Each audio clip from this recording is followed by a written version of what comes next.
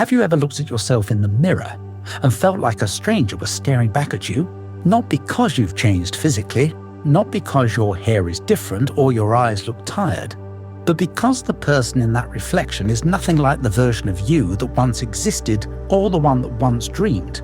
You remember that version, don't you? The one that didn't hesitate before speaking, the one that had unrealistic dreams, the one that didn't second-guess everything they wanted. What happened to them? It's easy to say life got in the way, that you grew up, that you matured, that you became more realistic. But is that true? Or did you simply stop trying to become who you are? When you arrived in this world, no instruction came with you. You weren't told what to become, what to desire, or who to love. But the world around you wasted no time. It taught you how to fit in, how to walk in line, how to avoid standing out. And somewhere along the way, you forgot something critical. You were not here to become a copy. You were here to become a truth, Friedrich Nietzsche once said. Become who you are. At first glance, the sentence feels confusing. If you already are someone, why would you need to become it? But Nietzsche wasn't talking about surface identity. He wasn't talking about your job, your hobbies, or even your name. He was talking about that deep, raw, untamed force inside you. The version of you that hasn't been polluted by fear, routine, or societal scripts. That version is real, and it's your job to become it. Not find it, become it. Because that version doesn't exist yet. It's buried under expectations, doubts, and compromises. To become who you are is to shed every layer that isn't you. Most people don't become themselves. They become a role their parents shaped, a role their culture encouraged, a role their fear of rejection manufactured. And so they get applause for a performance that doesn't even feel real. They smile and say thank you while quietly feeling hollow. And one day they sit in silence, realizing that they've built a life around someone who never existed. That's the tragedy Nietzsche wanted you to avoid. Sartre had a phrase that changed the way we think about identity. Existence precedes essence. What does that mean? It means you're not born with a fixed purpose. There's no grand blueprint written in the stars. You come into this world as nothing, and every choice you make carves you into something. You are responsible for becoming whatever you means. No one is coming to define you. No one else can tell you who you are. That's the good news and the terrifying part. You are free, radically free, and that's where the wait begins.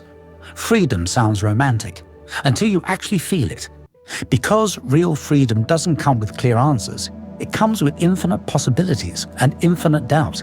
It's that feeling of standing in front of a blank canvas. You can paint anything, but that also means every line you draw is your responsibility. You can't blame fate. You can't blame destiny. You can't even blame the past. This is what Sartre called anguish, the anxiety of being free. And deep down, you feel it. Every time you try to follow your truth, there's a voice that trembles. What if I fail? What if I was wrong? What if I become someone I can't handle? But do you know what's worse? Never finding out. Comfort is seductive. It promises peace but quietly steals your potential. You don't even notice it at first. You start delaying things, dreams, goals, changes. I'll do it when I'm more stable. I'll try after this project, maybe next year. And years pass.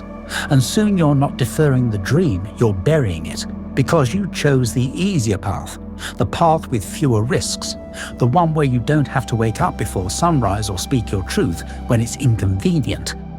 But Nietzsche said that comfort is the enemy of greatness. He who has a why to live can bear almost any how. If you don't have a why, even the smallest struggle will break you. But when you're on the path of becoming yourself, every scar, every failure, every lonely night becomes a sacred part of the process. You are not a finished product. You are a project under construction, and you will always be. Becoming who you are isn't a destination, it's a constant rebellion. A decision you make every day to show up, not as a copy, not as a mask, not as a role, but as a living expression of your inner truth. And it will be uncomfortable. You will lose people. You will disappoint others. You will doubt yourself 100 times. But the peace that comes from knowing you are living your truth is greater than any temporary validation.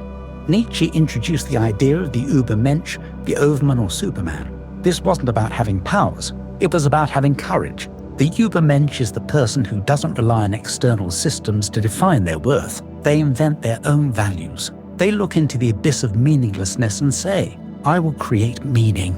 I will write my own script.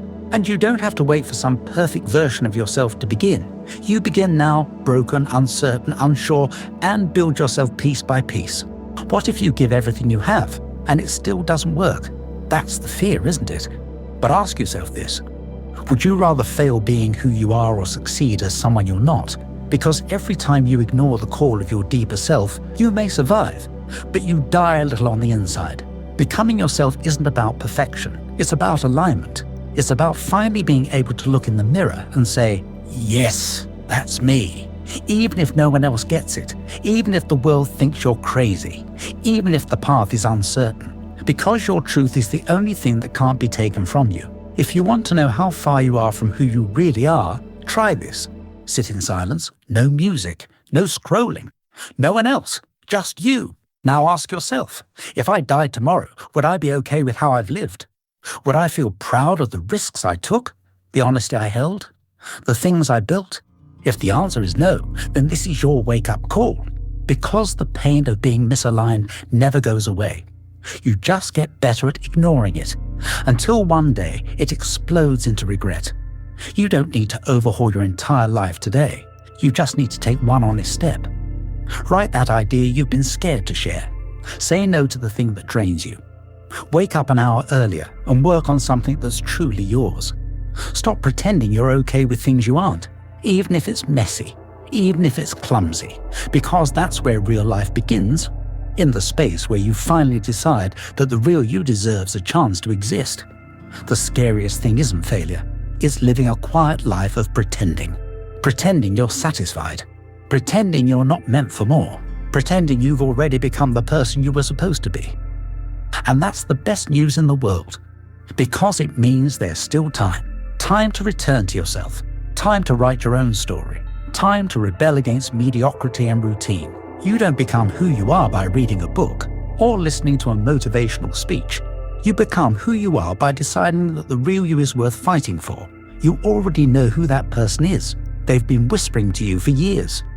In the late night thoughts, in the unexplained sadness, in the dreams that won't die, in the dissatisfaction you feel even when everything looks fine on paper. You've just been too afraid to listen. But maybe today that changes. Maybe today you stop chasing comfort. Maybe today you start chasing the truth. Become who you are before the version of you that could have existed becomes just another memory.